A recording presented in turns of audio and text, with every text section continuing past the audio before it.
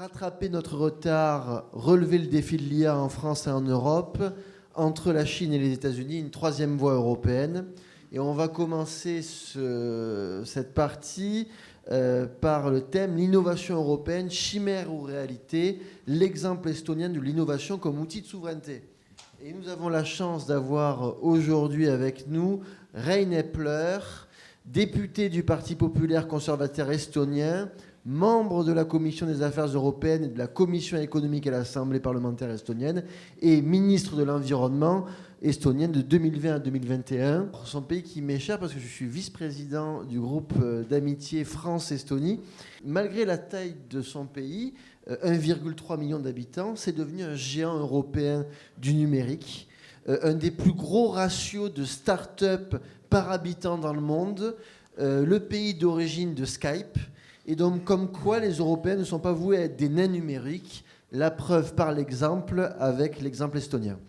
First of all, big thank you to organizers for the event, for the invitation. And some introductory remarks. There has been a lot of interesting arguments, a lot of food for thought to take with me. However, most of the arguments I heard today are based on the assumption that there will be a powerful AI system that the human beings are still in control of. Well, I'm a bit, to put it mildly, a bit concerned about this scenario coming through. I understand that the expectation was that I will give you an overview of Estonian success and achievements in the field of using modern information technology in public services as well as in private sector undertakings. I will certainly do that, but I hope you will not be very disappointed about the fact that I plan to add quite a bit of bitter taste to it and explain the dark side of this progress. But let's not jump to that yet. I will start with the sunny side of our story. Probably most of you are aware that we re-established our independence more than 30 years ago when Soviet Union collapsed. And when the Iron Curtain fell, we were like children in a toy store, you know. Everything was shiny and new. We can even say that even the old stuff that was normal to the free West was still new for us. And at the same time, a lot of new, really new for all of us was happening in the world. The technology revolution had started, it gathered speed, and internet also started spreading very fast. And as we started rebuilding our country, our state, we had a very good starting position to integrate all the new technologies and solutions into building up our free and democratic society. We didn't need to replace anything, basically, because it was like a blank sheet of paper and we just needed to think through which way to go and how to do it. And I think we have made good progress in many areas of how we organize our everyday lives. I will give you some examples. As a citizen, you can use a lot of public services without even leaving your computer. I think the thing that amazes many people around the world is the fact that basically you can submit your income declaration in 2 minutes. All your incomes and also all the deductibles are already stored in different databases, and these are now interconnected, and you can include them into your declaration by easily giving your acceptance to it, and so you can really do it 2 to 5 minutes. Some other examples, all the medical interactions apart from the physical examination operations and stuff, but interaction with your doctor is digitalized more or less.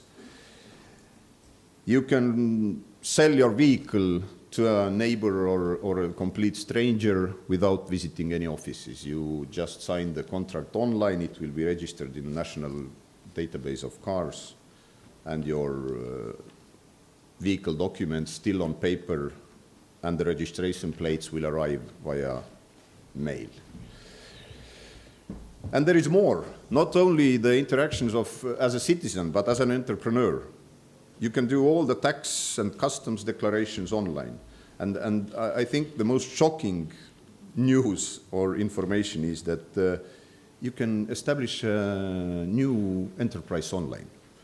So if I'd like to establish a new limited company in Estonia right now, let's say after my speech, I just need a laptop with a ID card reader.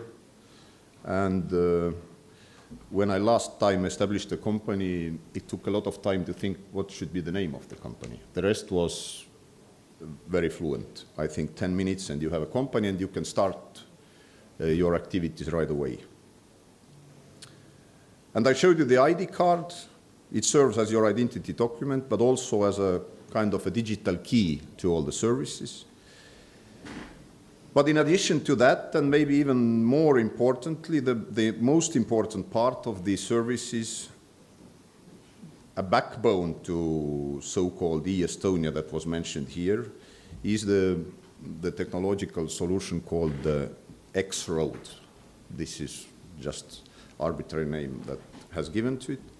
It's an open source software and ecosystem solution that provides unified and secure data exchange between private and public sector organizations.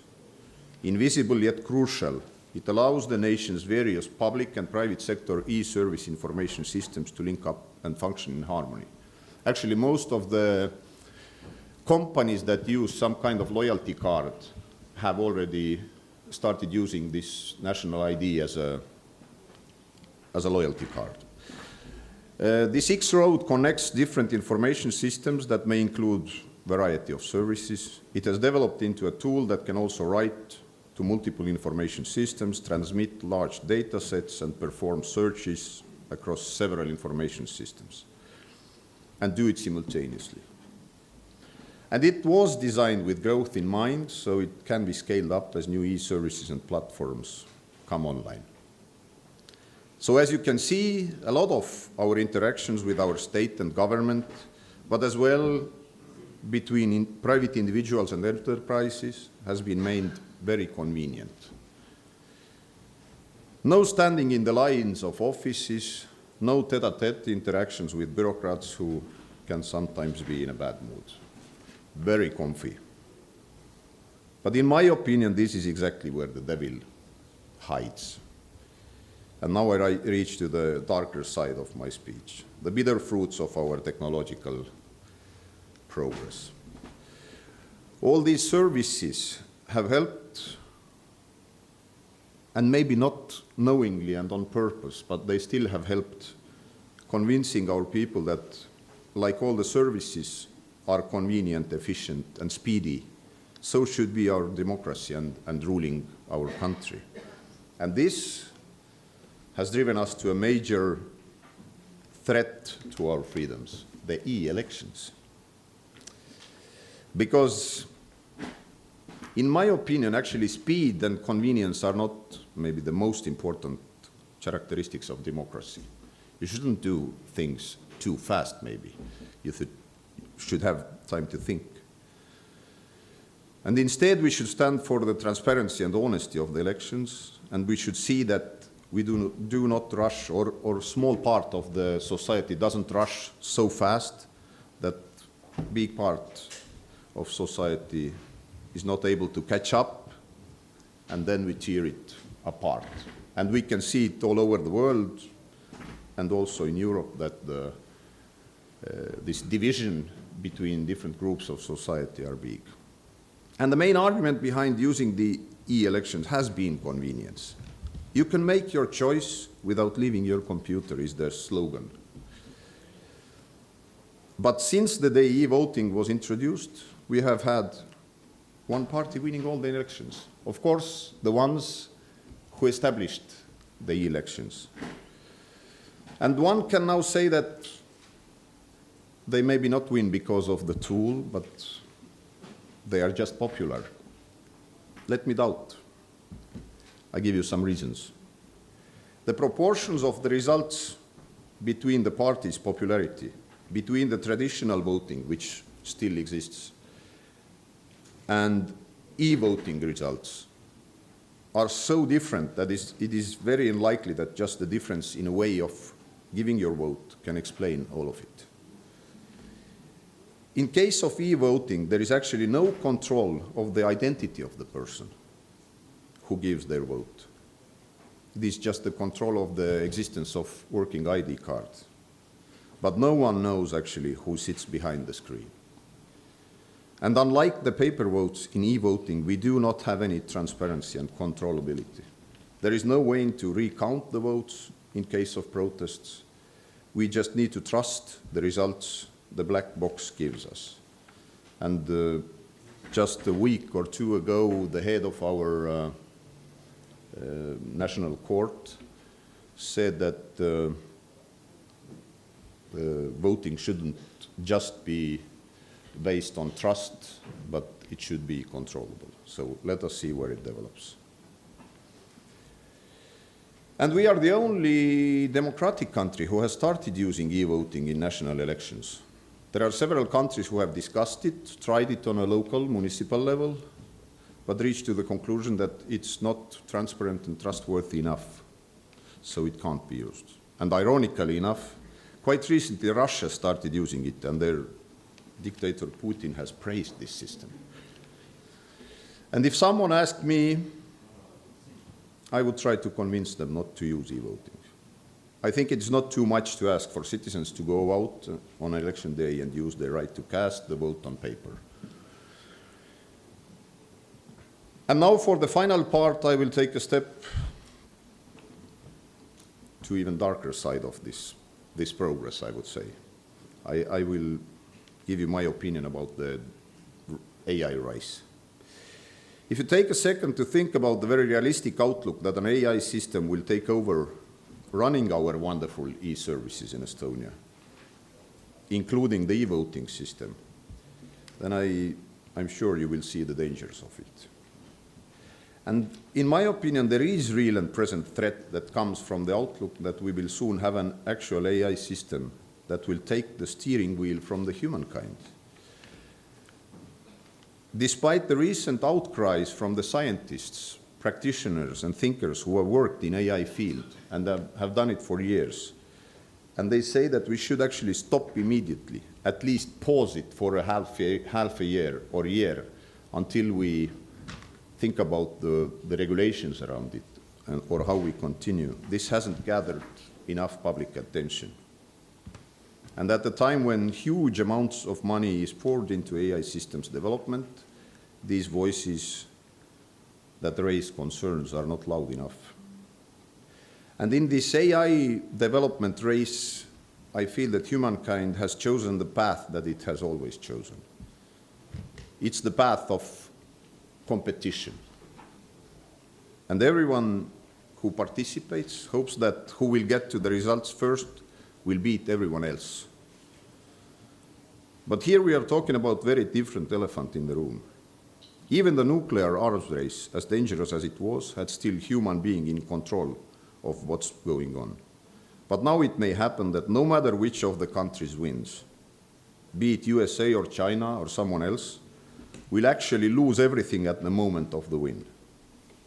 Paradoxical, in my opinion. And I understand very well how hard it is for a human being, for mankind as such, to admit or even think about the possibility that there can be a smarter organism than us. This would require really redefining ourselves, and I don't believe we are capable of it. But to avoid the need to do that, we should actually listen to the warning voices. We should put a hard stop to AI developments for now, or we might be too late. I believe we all know the stories about Golem, a man-made monster that in the beginning looks very useful, but that in the end turns against us. These stories are told in every country. The name golem is not maybe used. In Estonia we use krat, but the essence of the story is the same. And now we are getting closer and closer to building a golem that is capable of building a new and even more capable golem. And the day that happens, we are not in the driver's seat anymore. So to the ones that are skeptical about the risks, to the ones who believe that there are huge benefits when robots starts working for us and who don't believe that AI can take control of us, I will give 2 examples. Imagine there is a small hedge fund, and by the way, it can exist already, that starts using a powerful AI, which is capable of voice calls, email interaction, etc. And it will contact the employees of different companies, acting as colleague from another department, a child of your fellow worker, a cleaning company, whatever. And it starts using these capabilities to collect inside information piece by piece. And this, as it has the capability of synthesizing all the digital information in the world just in seconds, and combine it with these inside info pieces, and then make trades in milliseconds, that small hedge fund will be the biggest one in probably a very short period of time. Or imagine that people will notice a big new data center being built in wasteland or desert somewhere. And there are actual people working. An excavator driver, electricians, all other kinds of specialists needed. And the work order to them came from site supervisor. And he got his instructions from project manager, who got them from regional headquarters, and so on and so on. The chain of command is long enough that no one will detect that the starting order came from a machine, which at the same time keeps the board of the company blind to that data center being built. And if all that starts to happen, we will have just one question left. Will the golem need human beings? And if it does, then for what purpose? So this is where I finish, and I really turn to you with a request to help raising these concerns in wider audience, so that we as humankind will act before it is too late. So let's discuss it more actively and more publicly. Thank you. Nous allons continuer sur cette note d'espoir avec donc Dr Norman Lewis, écrivain, conférencier, consultant en matière d'innovation et de technologie et chargé de recherche, invité au MCC Brussels. Il va devant nous définir ce que serait une 3e voie européenne en matière d'IA, loin de la société de contrôle à la chinoise, loin des délires transhumanistes américains, comment bâtir une Europe puissance du numérique et par cela notre propre voie technologique. Merci Monsieur Lewis. Merci. I apologize, but I will be speaking in English because you don't want to hear my French. It's really terrible. I'm saving you. I have a very simple point that I'd like to begin with, and it'll be the theme of what I'm going to outline to you, which is this, that referees do not win football matches. The problem that I think Europe has got today is that it is relying upon its ability to regulate other people's technology rather than the more difficult question of how to generate its own technology.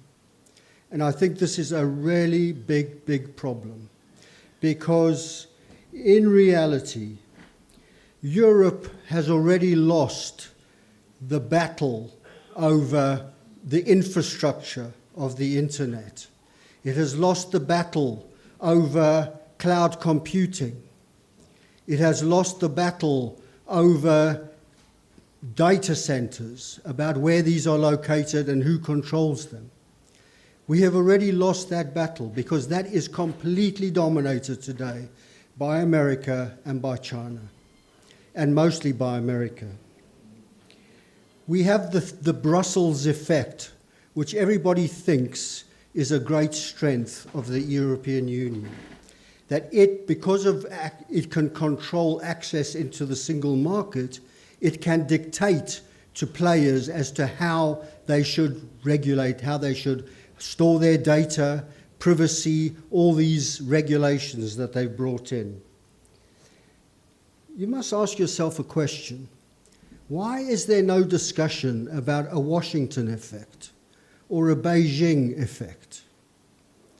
Because Washington and Beijing do not need to regulate other people's technologies because they have created the technologies that we are all using.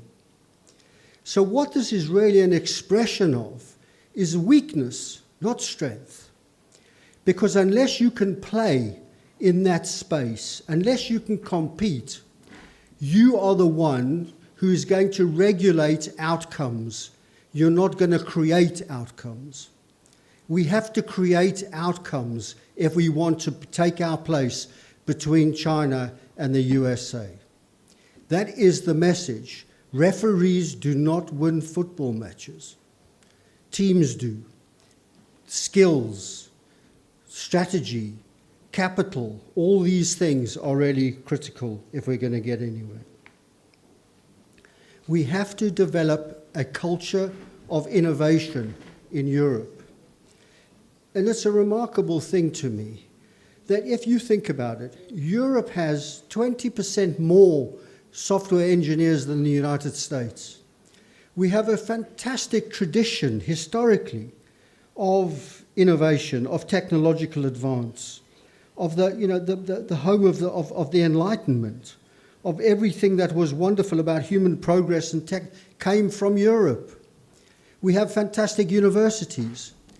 Why is it that only 5 of the world's promising AI companies out of the top 100 in the world are based in Europe? Why is it that we can have something like DeepMind that develops in the UK and then gets bought by American capital, by Google?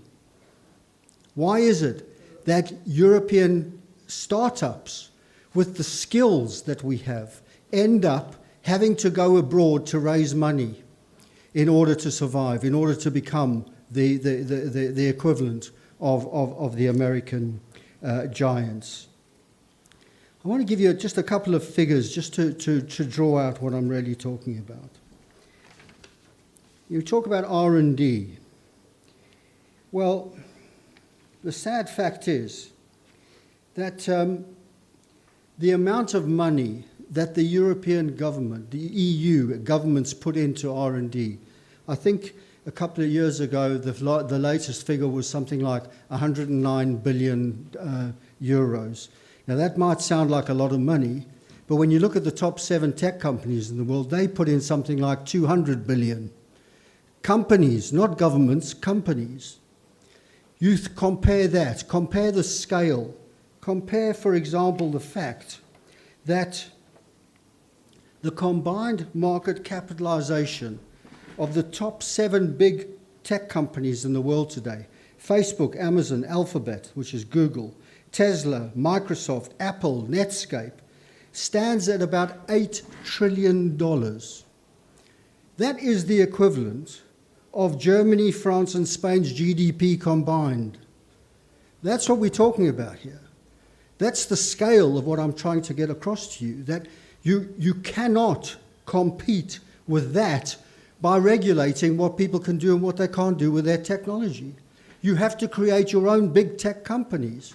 You have to start freeing up the skill, the resources, the intelligence of people in Europe, of startups, of giving them the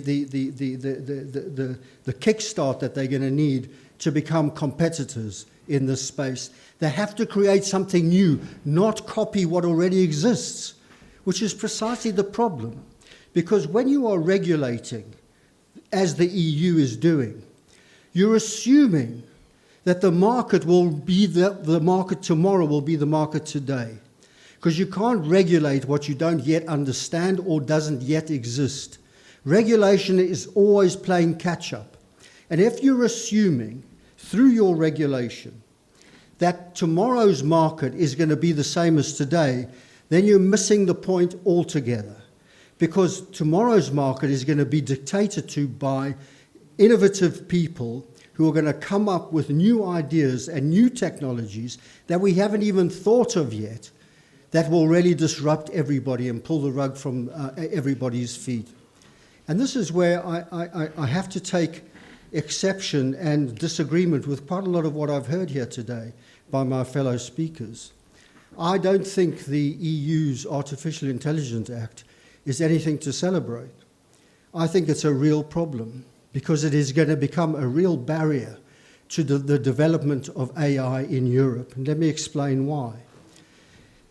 If you start with the assumption that AI is something that is dangerous, that has to be reined in because it might cause harm, just think for a minute if we had had that mindset at the beginning of the 20th century, what would have happened? Would we have stopped the production line from emerging? Because the threat it posed to jobs, for example, the threat it posed to the creations of these new things called automobiles, which might end up killing people, which they do in fairly large numbers. Should we have stopped the development of the automobile because it might cause harm? This is what the EU are doing. They are essentially saying, we don't know what the system is going to do, but we know that there's the potential that it might take over. It might start dictating things. Now, I have to tell you, ladies and gentlemen, that I have heard an immense amount of hot air here this afternoon about AI and about ChatGPT. Let's be honest. Let's try and understand what ChatGPT really is. It's a sophisticated search engine. That's all it is. It has no intelligence. It has no understanding of any of the words that it uses.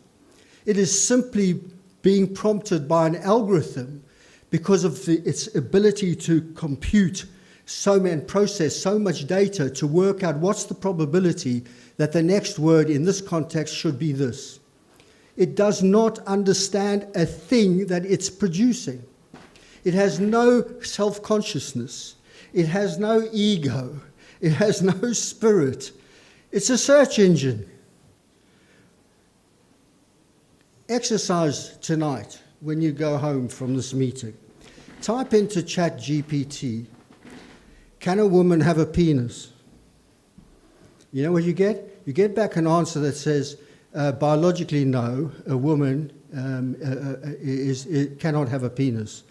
However, if a man identifies as a woman, then they can. In other words, ChatGPT, this super intelligent thing, is giving us the same old woke crap that we hear in the media all the time about gender identity. Where's the intelligence there? Where's the critical thought that says this is mad? How can you possibly imagine biologically that a woman can have a penis or that a man can have a womb? I mean, yeah, come on, are we going to be mad or irrational about this whole thing? ChatGPT reflects what exists. In other words, because what it's doing is it's just analyzing data that's been given to it and trained to give you certain answers. There's no conversation going on. When you have a conversation, I hope when I have a conversation with anybody after this discussion, there's going to be we're going to look at each other in the eyes and we're going to understand that we're talking to one another as autonomous beings, that you can disagree with me, I can disagree with you, we can love each other, we can hate each other. There's a human interaction. With ChatGPT, there's no conversation. Just because it's coming back in language does not mean that there's any conversation going on. It just simply means that it's being prompted by you to give answers. And if you go back to the early part of this discussion, when this New York journalist had this worrying conversation with ChatGPT-3, which ended up with the ChatGPT-3 saying to it, you should leave your wife, I want to be free. In other words, he said, this is a machine that's thinking, that wants to take over, that wants to. Now, actually, when you go back and analyze the conversation, and I really implore you to go back and read it, you'll see that what's happening is the journalist is having a conversation with himself.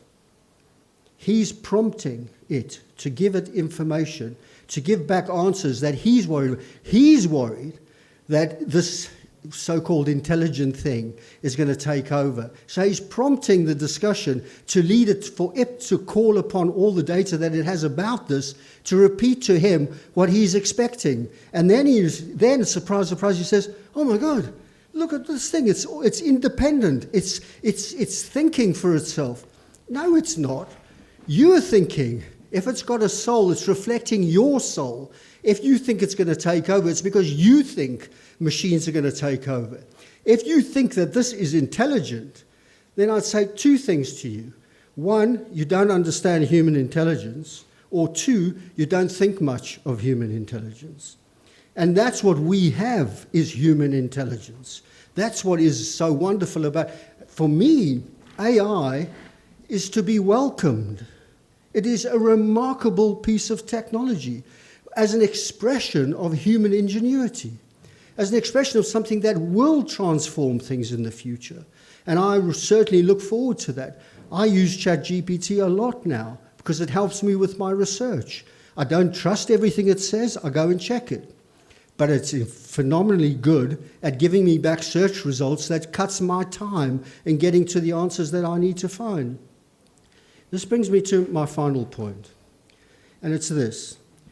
You know, I think that the biggest problem that we have in Europe, in fact, it's a global problem, is that, and it's both on the left and the right, we are captured by risk aversion.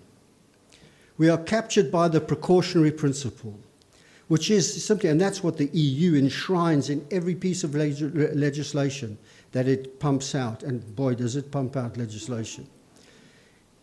What is that principle? The principle simply is this, that if you don't know what the outcomes are of an innovation or an invention, then you should side on the side of caution.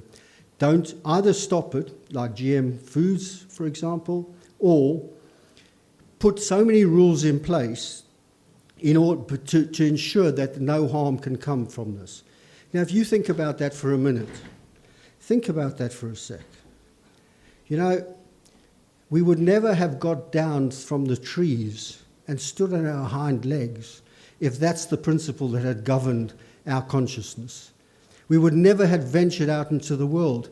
Adam and Eve, who, by the way, were the first couple in history who opposed Apple's operating system, were forced to leave the garden. If they hadn't done that, they'd still be wandering around that garden naked today. But thank God they did, because in venturing out into the world, they changed the world. We began to understand nature. We began to mold the world according to our needs. And that's what I think AI represents, the latest phase in that wonderful journey. And this is what disappoints me the most when I hear this exaggerated idea that somehow from ChatGPT, a machine that doesn't understand anything, that this is now the beginning of super intelligence. You know, what planet are people on that they can make that jump? What I really find disturbing is that AI could be another Neil Armstrong moment in history when we landed on the moon, and the inspiration that gave to generations about spaceflight, about physics, about chemistry, about understanding the universe and our place in it, the wonderful things that lifted us up. And in the process of doing that, we solved so many problems on Earth at the same time. We are missing that opportunity now because we're saying to our children, this is something to fear. This is something to be worried about. And my God, you know, that's the last thing in the world the message we should be giving to our kids. We should be using this to inspire them to want to go into science, to want to go into mathematics, to understand this, to advance that. And let's put it this way, if we did that, then tomorrow's innovations will be nothing like we imagine them today. They will be of an order, of a magnitude far greater than ChatGPT. And so, when it comes to the battle between Europe, China, and and America, you know, we have got to recognize digital sovereignty means nothing if you don't have technological sovereignty, and Europe doesn't have that. And if we don't address that, and I mean in a realistic way, then we are going to lose this war. There is just absolutely no question about it. Remember, referees do not win football matches. Thank you. Moi, je vais répondre à la dernier thème de cette quatrième partie. Comment faire de l'Europe un géant technologique, le géant technologique de demain. Donc ce colloque touche à sa fin. Je suis la dernière étape avant Jordan Bardella qui fera donc la conclusion. Nous avons eu des interventions passionnantes de nos invités et nous avons essayé de dire que pèse l'Europe face à la révolution de l'intelligence artificielle aujourd'hui. Et le tableau qui s'offre à nous est pour le moins contradictoire. 92% des Européens sont connectés à Internet. L'Europe est le premier marché numérique du monde. Les plus grands spécialistes de l'intelligence artificielle sont pour la plupart européens. Yann Lecune, Joseph Sifakis, Noza Boudjema, Laurence de Villiers et tant d'autres. Bref, l'Europe, sur le papier, aurait toutes les raisons d'être une puissance de l'IA. Et pourtant, nous ne disposons d'aucune entreprise européenne de l'IA capable de rivaliser avec Facebook, avec Google ou Microsoft. D'un côté, la Chine et les États-Unis cavalent en tête avec les GAFAM et les BATX. Ils donnent tous les moyens dans ces entreprises, ils encouragent ce secteur florissant. Et d'un autre, on a une Europe en retard qui peine à revenir dans la course, voire même simplement y participer. Pourquoi ? Parce que, comme nous avons pu le voir aujourd'hui, l'intelligence artificielle repose sur la collecte de données. Grâce au deep learning, plus une intelligence artificielle a accès à une multitude de données, plus elle sera nourrie et plus elle sera précise et puissante. Et qui d'autre que les GAFAM pour disposer d'un volume de données suffisant ? Pour être un géant de l'intelligence artificielle, il faut être avant tout un géant de la donnée. Et pour être un géant, il faut aussi avoir des règles de concurrence qui favorisent notre propre écosystème. Et aujourd'hui, il faut le dire, ce qui nous freine, ce sont les règles de concurrence de l'Union européenne, qui sont un véritable frein au développement de ces GAFAM européens qui nous manquent aujourd'hui et que nous appelons tous de nos voeux. Et ce droit de la concurrence, en fait, il est basé sur 3 piliers. Le premier pilier, c'est le contrôle des concentrations, la possibilité de faire des monopoles. Le deuxième pilier, c'est les investissements étrangers, comment on trie les investissements étrangers, comment on les réfrène. Et le troisième pilier, c'est comment on utilise la commande publique. Les règles de libre concurrence sur la commande publique.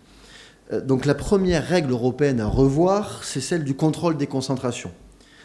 Il est impossible aujourd'hui de créer des géants du numérique européen qui pourraient concurrencer Facebook, Google ou Amazon si, en premier lieu, on ne leur laisse pas la possibilité de se rapprocher suffisamment pour créer des monopoles européens. Parce que Google, Apple, Amazon, enfin Apple un peu moins, mais Amazon, Microsoft sont des monopoles. Il faut donc revenir sur le contrôle des concentrations, assouplir les dispositifs en place, laisser les entreprises européennes gagner en puissance afin que nous disposions enfin de nos propres géants numériques. Deuxième pilier qui s'ajoute et qui est un frein, c'est le contrôle des investissements étrangers qui sont bien trop limités. Je prendrai l'exemple d'Aldébaran. C'est une entreprise française qui a été rachetée par une entreprise japonaise, SoftBank. Aldébaran créait des petits robots d'assistance aux personnes âgées pour les EHPAD. Ce qui, à l'époque, il faut bien le dire, ce n'est pas stratégique en soi, un robot qui va être utilisé dans une EHPAD. Problème, c'est exactement la même technologie qui est utilisée pour les robots militaires de Boston Dynamics. Même chose pour l'intelligence artificielle. Quand aujourd'hui un algorithme vous sert à trier vos photos, potentiellement il est de même nature qu'une intelligence artificielle qui va être utilisée par une caméra de surveillance dans la rue. Autrement dit, dans le numérique, tout peut être stratégique. Et si tout est stratégique, l'État doit pouvoir intervenir à tout moment. Et malheureusement, pour des raisons juridiques, de droit de la concurrence, idéologique, ou par peur des mesures rétorsives d'États étrangers, nous ne filtrons pas assez ces investissements. Nos petits camarades américains, d'ailleurs, ne s'embarrassent pas d'autant de subtilité. Ils peuvent, à tout moment, par décret de la Maison-Blanche, s'opposer à un rachat. Vous avez un exemple qui est peut-être anecdotique, mais qui montre bien la philosophie américaine. Huawei voulait installer un jardin chinois pas très loin du Capitole. Les services de renseignement se sont rendus compte qu'il allait avoir une petite antenne sur le jardin chinois. Résultat, le projet a été annulé. Autre exemple anecdotique, mais qui montre bien cela, vous avez un terrain pas très loin du Pentagone qui devait être vendu à une entreprise chinoise pour une station-service. Le gouvernement américain, par décret de la Maison-Blanche, a interdit que cette station-service devienne chinoise. Il faut, voilà ce genre de pouvoir qu'il faut donner à notre gouvernement. Il faut que l'Élysée puisse, à n'importe quel moment, sous n'importe quel motif, empêcher une vente. Quelles sont les capacités de renseignement aussi pour savoir ce qu'il va se vendre ou pas. C'est aussi le travail de l'État donc de faire ce renseignement économique que la DGE devrait faire mais ne fait pas et que depuis Sarkozy avec les réformes sur les renseignements territoriaux nous empêche de faire. Il faut donc trouver ces entreprises, les cibler, empêcher ces rachats, mais aussi pour ensuite l'encourager par de la commande publique, ce que disait tout à l'heure Thomas Fauré. Mais malheureusement, et ça c'est le troisième pilier de la concurrence de l'Union européenne, nous ne pouvons pas pleinement mobiliser la commande publique pour favoriser des entreprises européennes. Et c'est toujours à cause de cette sacro-sainte concurrence libre et non faussée. Cela fait des années au Rassemblement national qu'on le répète, priorité aux entreprises européennes, priorité à la souveraineté, priorité aux domaines stratégiques pour notre pays. Et le numérique fait bien entendu partie de ces domaines stratégiques. Alors lentement, mais sûrement, les choses commencent à changer. Vous avez le commissaire Breton, le ministre Barrot, qui parlent tous aujourd'hui de souveraineté numérique européenne et d'orientation de la commande publique. Ils reprennent l'ensemble de nos éléments de langage. C'est une victoire idéologique, mais reprendre des éléments de langage ne suffit pas. Maintenant, il faut agir. Favorisons la commande publique, protégeons nos entreprises, créons des monopoles numériques, libérons l'innovation et permettons à la France et l'Europe de demain d'être des leaders de l'intelligence artificielle. Je finirai par cette simple histoire qui montre que gouverner, c'est prévoir. Cette histoire qui montre que celui qui ne prévoit pas ou qui refuse pour des raisons éthiques ou philosophiques de prévoir est voué à disparaître.